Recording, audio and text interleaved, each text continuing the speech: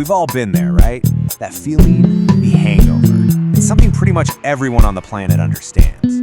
But scientifically, well, that's where things get a little fuzzy.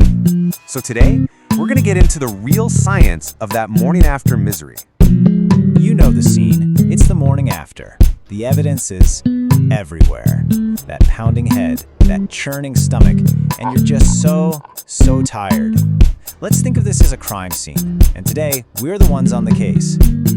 I mean, for something this common, you'd think we have it all figured out by now, right? We've all heard the usual stories, the myths, but what's actually happening inside your body when you wake up feeling like that? So let's do it. Let's peel back all those layers of myth, all the stuff we think we know, and find the real villain behind it all. Okay, so any good investigation has to start by examining the scene, right? So what are those classic, unmistakable signs that tell you, yep, a hangover has definitely struck? Oh yeah, you know them. That pounding in your head, the nausea, the exhaustion, and that feeling where any little light or sound is just way too much. These are the telltale signs, right? It's your body screaming that it's in distress. All right, time to round up the usual suspects. Because for years, we've been told the same old story about why we feel so terrible. Let's really look at the evidence for and against them. And suspect number one is always dehydration. I mean, it makes perfect sense on the surface, doesn't it? Alcohol is a diuretic, which is just a fancy way of saying it makes you pee a lot. So you lose fluids, and that can for sure lead to things like headaches and feeling dizzy. But is it really the one calling the shots?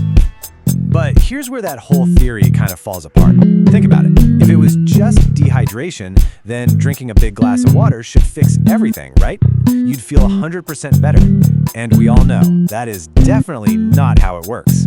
So yeah, dehydration is involved. It's an accomplice, for sure, but it's not our main bad guy. And look, dehydration doesn't work alone. It's got a whole crew of accomplices. First, alcohol totally messes up your sleep. You're not getting that deep, restorative rest your brain desperately needs. Then, it messes with your blood sugar, which is why you feel so weak and tired. It can also zap important stuff like B vitamins and magnesium. And on top of all that, it kicks your immune system into gear, causing inflammation all over.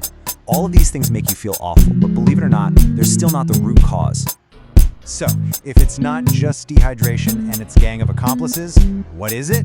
It's time to look past all the decoys. It is time to unmask the real villain here. And this is the big question, isn't it? If it's not just about being thirsty or tired, what is this thing that has the power to completely ruin your day? Okay, get ready. Meet Acetaldehyde. This stuff is a toxic chemical that your body creates the second it starts to break down alcohol. It's the very first and by far the nastiest thing it produces. This is our number one suspect. So, here's the play-by-play. Your liver has a two-step job. Step 1, it takes alcohol and, really fast, turns it into that toxic acetaldehyde. Step 2, it takes that acetaldehyde and, much more slowly, turns it into something harmless called acetate. See the problem? It's that huge difference in speed. The toxic stuff builds up way faster than your body can get rid of it, and you get this horrible toxic traffic jam. And just how bad is this stuff? Well, let's look at its rap sheet. Acetaldehyde is a known irritant. It's what directly gives you that nausea and headache. It's also officially classified as a Group 1 carcinogen, a cancer-causing agent. Oh, and it can damage your DNA. Yep, this is the stuff that's making you feel so bad. But wait, the plot thickens. We all think of the liver as the main headquarters for this whole operation, right? Well, it turns out the biggest crime scene isn't where you think it is. Our investigation led us to a pretty shocking number, 100. What in the world could that mean? It means this. Researchers have found that the concentration of acetaldehyde can be up to 100 times higher in your gut than it is in your blood. 100 times. Why? Because it's not just your liver doing the work. The bacteria in your gut are also turning alcohol into this toxic stuff, creating this huge concentrated hotspot that your liver's defenses just can't get to. Okay, so we've identified our villain, acetaldehyde. We've located the primary crime scene, the gut. So now what? How do we fight back? And this is where we see this really interesting battle between old school home remedies and brand new technology. So on one side, you've got the stuff we've all tried, right?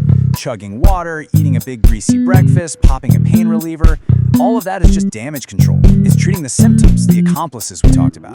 But then, on the other side, you've got these new tech solutions, like specially engineered probiotics, that say they can go straight for the root cause.